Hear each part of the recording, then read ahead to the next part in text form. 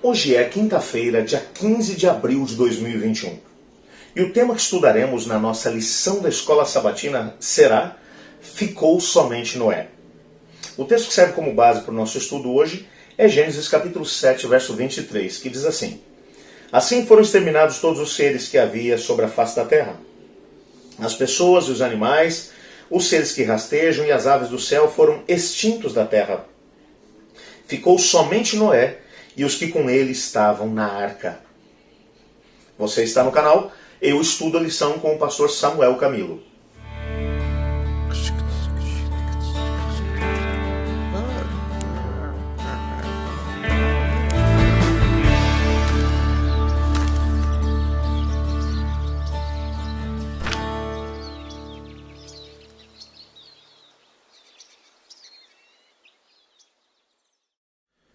O texto que acabamos de ler menciona que depois que o dilúvio varreu toda a terra, que o dilúvio cobriu absolutamente todas as montanhas, as mais altas, depois que todos os seres que não entraram na arca foram completamente destruídos, Moisés faz questão de poder dizer aqui: e ficou somente Noé, e com ele os que estavam na arca. Essa é uma noção que vai aparecer constantemente em todo o Antigo Testamento como a noção do remanescente. O remanescente, o que restou, o que ficou. Em vários momentos essa mesma expressão vai aparecer.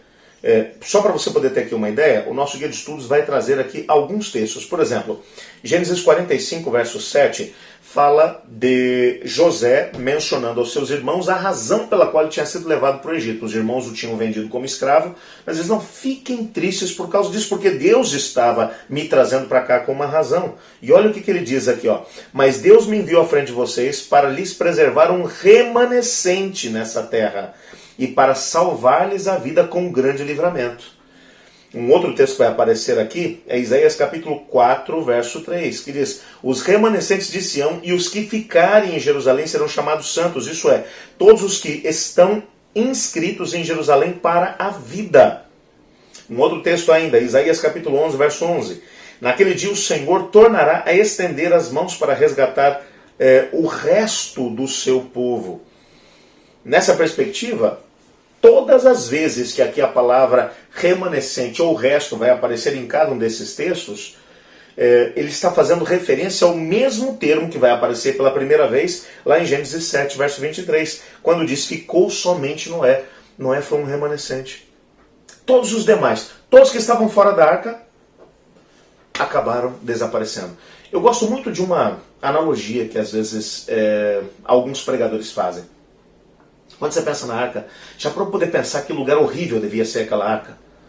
Pensa na quantidade de bicho que estava lá dentro. O cheiro. Pensa no cheiro da arca.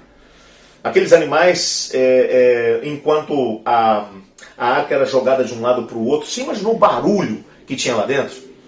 O barulho, o cheiro dos animais, a trabalheira que dava para Noé, para os seus filhos e para suas noras, para alimentar aqueles bichos todos, para poder manter um mínimo de higiene lá dentro daquele negócio enquanto estava chovendo. Gente, a arca era o pior lugar do mundo. Concorda comigo? Mas e lá fora? Lá fora era pior. Você entende que a Bíblia vai mencionar que o Senhor Deus tem um povo remanescente.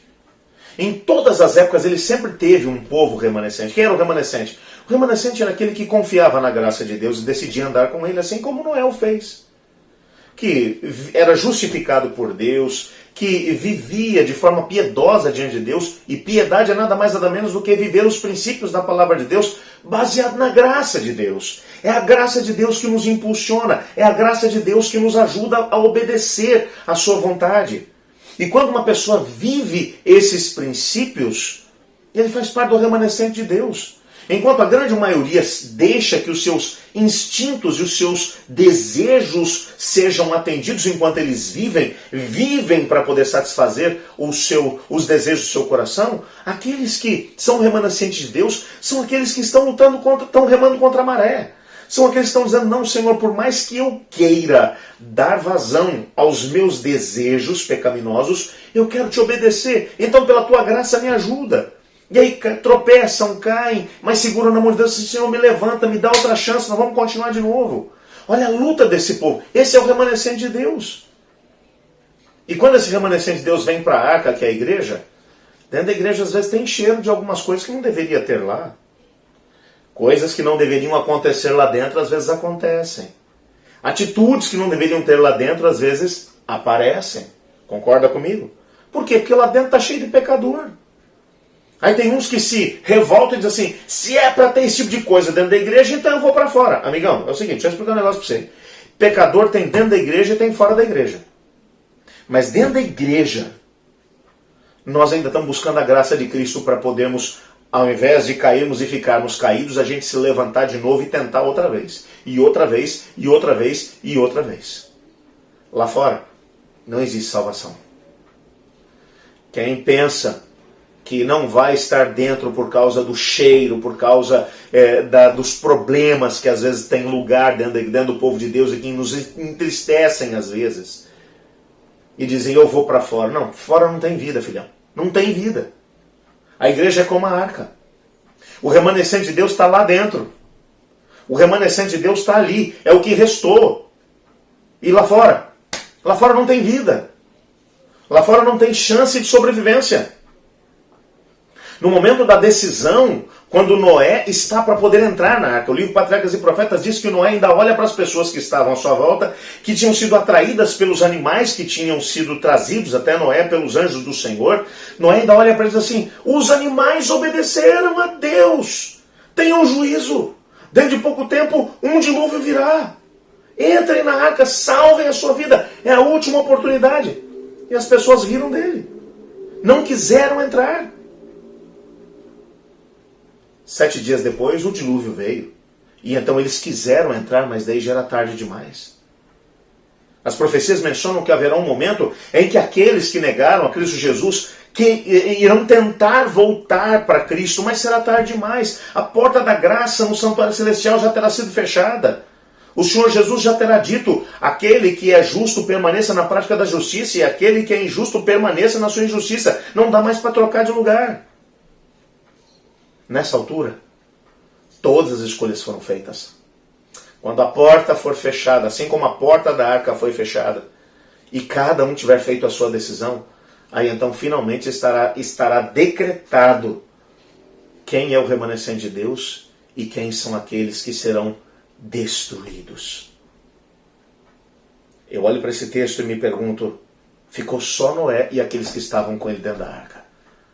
Será que esse texto de alguma maneira poderá descrever a minha história, a história da minha família, quando a porta da graça for fechada? Será que o Senhor Jesus poderá dizer assim, e ficou só Samuel e a família dele, porque todos estavam dentro da arca, todos haviam se refugiado no Senhor, todos haviam tomado a decisão de viver os princípios da palavra do Senhor, todos decidiram andar com o Senhor Deus. Ficou somente Noé e aqueles que estavam com ele na arca. Eu quero orar hoje a Deus pedindo para que Deus me ajude a ser obediente. Para que Ele me ajude a ser envolvido pela graça de Deus e viver uma vida de caminhar junto com Deus como Noé caminhou. Uma vida de justiça, porque a justiça de Cristo nos envolverá. Uma vida de piedade, de integridade, vivendo os princípios da palavra de Deus, movidos pelo Espírito Santo do Senhor. Você não gostaria de fazer isso comigo agora? Senhor Deus, obrigado porque em Tua palavra descobrimos homens como Noé, que decidiram Te obedecer. A Tua graça os motivou e eles obedeceram. Ficou somente Noé e aqueles que com ele estavam na arca. Nós queremos, Pai, que quando a porta da graça for fechada, que o Senhor possa dizer a mesma coisa da gente. Porque nós estaremos refugiados em Cristo Jesus. Pois é no nome dele que oramos. Amém. Eu estudo a lição. E você?